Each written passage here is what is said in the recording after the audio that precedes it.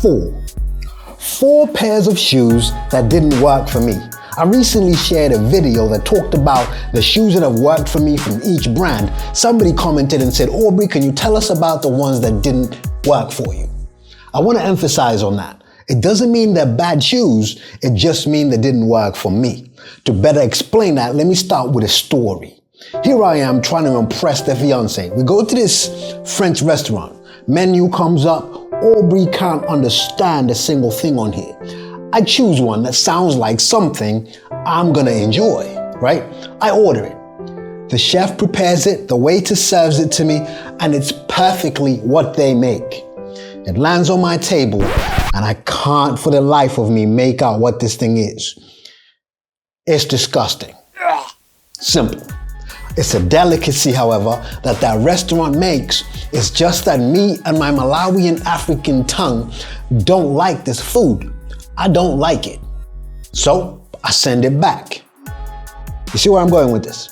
Shoes will be like that. Unfortunately, on YouTube, we've ended up being slightly snobbyish and saying when a shoe comes to you, if it doesn't work for you, you say it's a rubbish shoe. I've heard people describe stuff as a bag of ew, gross. That's not me. I'm maturing in this space and I've realized while some shoes are great, they just won't work for me. So I've got 4 pairs of shoes I'm going to talk to you about right now that didn't work for me. The first one will surprise you, possibly the last one even more. Let's start here. Shock. This is Adidas's Takumi Sen 10. I recently went to Germany. We landed, they gave everyone who attended this event this pair of shoes. On the Saturday was race day. Literally everyone was wearing this shoe, including the people I ran with from the Believe in the Run team. But the next day after I arrived in Germany, I put it on, where it bends here and it creases there on the big toe. It was giving me all sorts of pain. Now the guys are amazing at Adidas. They got me the next size up. Maybe that's the issue. No, that didn't work either. We even went another size up after that. That didn't work either. This shoe just simply did not work for me. So I went from this to that. Thomas from Believe in the Run ended up gifting me his Adidas Adizero Adios Pro 3 because this is the one that works for me. Okay? I'll remind you that where I list out a shoe that didn't work for me, I'll tell you what the alternative is. I love this shoe. I've got 2 pairs. So the Takumi Sen 10, whilst it's a great shoe, I'm telling you, there were people breaking world records. There were people running on that day in this shoe. It's an amazing shoe, but not for me. All right, let's move on. Now, this next one requires disclaimer. It was sent to me for review. I didn't review it because it just didn't work for me to run enough in it to actually have an opinion. Ultra's Via Olympus. Now, look, I'm coming from the Touring 4.5 and I've had every iteration of this shoe since the beginning, well, from 4.5 up until the latest version. If you look at this stack height, I was like, what? So when I heard they're doing this, I was like, oh my word, that's gonna be heaven. They're gonna increase that stack height, I better get on it. And I did. But this midsole feels nothing like the Touring 7, feels nothing like the softer cushions that even Ultra does. It just didn't work for me. I left it on the shelf and I didn't run in it. Up until the second version. Now this shoe is exactly what they needed to produce. Now here is the important bit of this video. It's not to just throw the baby out with the bathwater and say it's a rubbish shoe, blah, blah, blah, blah, blah. No. I want to give you an alternative. If the Ultra brand is something you enjoy and you want to run in a zero drop shoe that takes into consideration that kind of foot shape and imitates the anatomical design of your foot, the Via Olympus 2 is the way to go. Stay well clear of the first version though. Asics. My love story with Asics starts at the Gelnumers 24. Here. I ran the Asics London 10K in these shoes and I loved them. When they then updated these to the 25, there was literally no shoe that felt like this. Well, apart from my Nike Invincible Run 3. This shoe changed a lot of my thinking. I want to just tell you how much of an Asics fan I am, because then I got the Cumulus. It had the same kind of makeup. Loved it so much that I even got the Gelnumers 25. What shoe didn't work for me? It's not because I don't have it anymore. The Gel Cayano 30. A lot of people will love it. Some people won't. But the reason it didn't work for me is not because it's a bad shoe. It's because it's a support, it's a stability shoe, and I don't need that kind of shoe.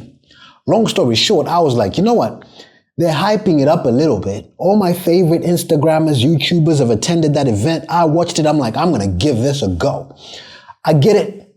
And I had the worst shin splints, muscles, pain, all sorts of things, simply because the shoe changed how I was landing and how I was toeing off, and it changed how I was running. Long story short, it gave me a very short-term injury. That's why it's not popping up, because I sent it back. Gel Cayano series will be perfect if you need support and stability.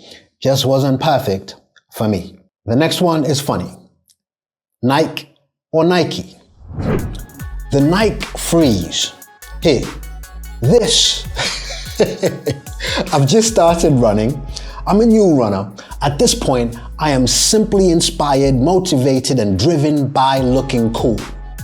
When I looked at running shoes, I won't lie to you, at the time, I went to a running shop and some guy brought me a Hoka shoe. Cast your mind back to maybe like 5 years, okay? None of this Hoka Rocket X2, Mark X, none of these beautiful shoes. And I was like, no, sorry, I'm not doing that.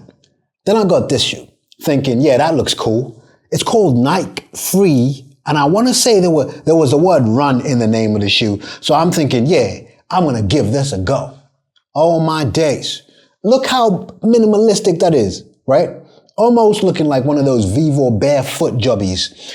And the other shoes, you know those shoes that got toes at the front, looking like that. I ran in it twice, and this was my introduction to pain after running. This shoe just simply didn't work for me, and it's at that point I learned that I can't do minimalistic barefoot shoes for running. What it does very well though, leg day in the gym, doing squats, doing deadlifts, and this is why I still have it. Now this last one is a bit of, it didn't work for me, but it did. Puma Fastar. I got my first Puma Fastars, paid for them myself, with my own money that I actually earned. First run, loved it. Told everyone on my Instagram about it. Second run, loved it. Third, run it. Fourth run, the carbon plate broke. Oh no! That definitely didn't work. The Puma guys got hold of my video and they got in touch to talk me through the design.